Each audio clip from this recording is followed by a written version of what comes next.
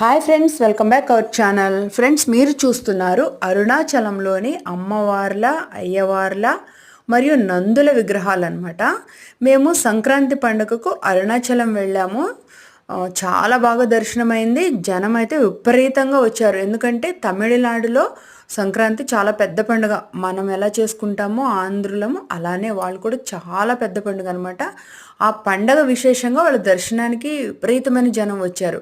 తర్వాత అక్కడ దేవీ దేవతల విగ్రహాలకు పూలమాలలకు బదులుగా, అంటే పూలమాల వేశారు, ఒక్కటి మాత్రమే వేశారు.